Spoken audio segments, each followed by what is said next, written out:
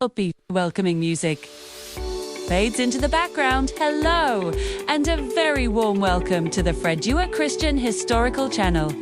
It's wonderful to have you with us today.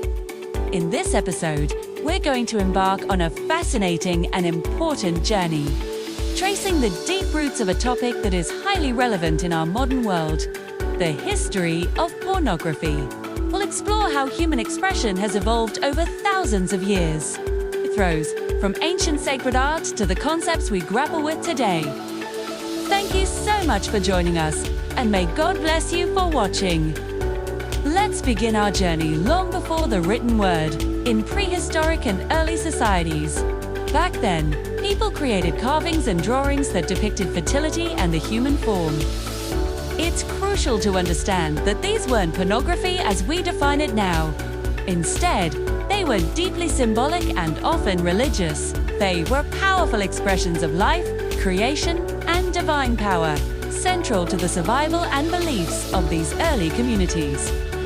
A perfect example of this is the famous Venus figurines, dating back as far as 25,000 BC. These small female statues, discovered across Europe, often feature exaggerated bodily characteristics.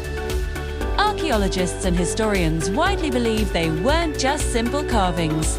They were likely significant objects used in fertility rituals, prayers for abundance, and celebrations of the life-giving power of women. Similarly, ancient cave paintings in places like France and Spain, while primarily showing animals and hunting scenes, also contain depictions that reveal an early awareness of human sexuality, woven into the fabric of daily life and survival. Now, let's move forward in time to the cradles of civilization, Mesopotamia and Egypt. 2. Here, we see sexual imagery taking on a more direct role within religious practices. In Mesopotamia, for instance, depictions related to sexuality were often part of temple worship. They were linked to powerful deities like Ishtar, the goddess of love, fertility, and even war. These images were not meant for private titillation, but were public expressions of devotion, meant to invoke the blessings of the gods for a fruitful harvest and a thriving community. It was about ensuring the continuation of life itself, a concept deeply intertwined with their spiritual beliefs. In ancient Egypt, we find another fascinating example with artifacts like the Turin erotic papyrus, which dates to around 1150 BC. This scroll shows various intimate and sometimes humorous scenes. While it might seem shocking to our modern eyes, scholars debate its true purpose. Many believe it wasn't created for private, personal pleasure in the way modern pornography is.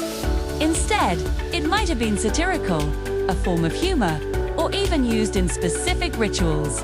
It shows that while the Egyptians depicted sexuality, their context and intent were vastly different from our own. It was integrated into their culture in a way that could be playful, satirical, or sacred, but it wasn't a hidden, commercialized product. Next, we journey to ancient Greece and Rome, where attitudes toward the human body and its depiction took another significant turn. The Greeks had a profound appreciation for the human form and celebrated it openly in their art and culture. You can see this everywhere. From the stunningly detailed sculptures of athletes and gods to the intricate scenes painted on vases, erotic art wasn't hidden away. It decorated everyday objects, the walls of homes, and even sacred temples. Greek mythology itself is filled with stories of gods and goddesses, like Aphrodite, the goddess of love and beauty, and Eros, the god of desire. These weren't distant, sterile figures. They were portrayed with very human-like passions and relationships, which were central to the stories people told to understand the world around them. It's also from the Greeks that we get the root of our modern word. The term pornographos literally meant writing about prostitutes. It was a descriptive term, referring to a specific subject matter, not necessarily a judgment on the morality of the art itself. For the Greeks, art, beauty, and sexuality were all interconnected parts of a vibrant culture. When we move to the Roman Empire, this openness becomes even more pronounced. In cities like Pompeii and Herculaneum, which were famously preserved by the eruption of Mount Vesuvius, we find a treasure trove of evidence. The walls of homes, villas, and public buildings were adorned with explicit erotic paintings. Statues, and even everyday household items, like lamps and cups, often featured sexual motifs.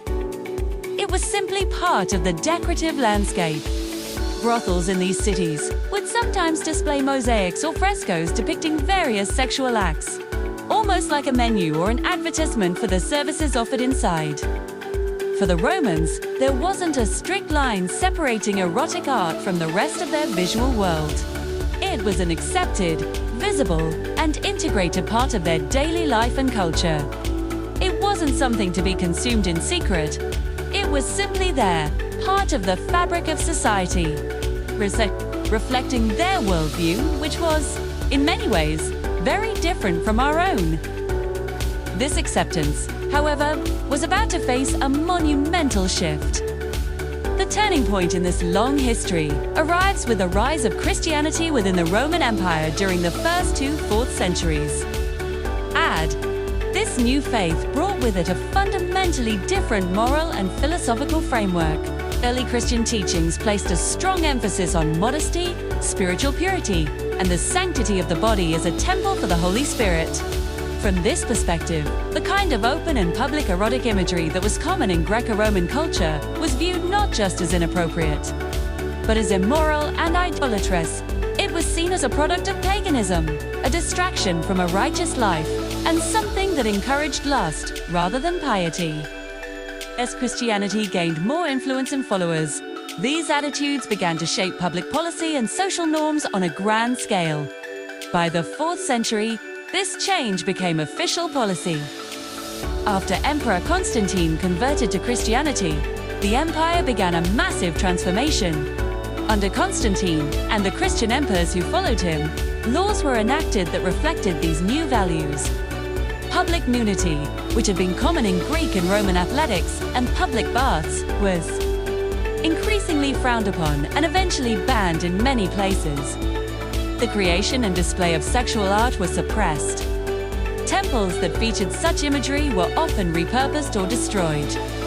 A cultural tide had turned, and the open celebration of eroticism that defined the classical world was replaced by a new Christian ideal of modesty and spiritual focus, setting the stage for the moral landscape of the Western world for centuries to come. Thank you so much for joining us on this historical exploration today.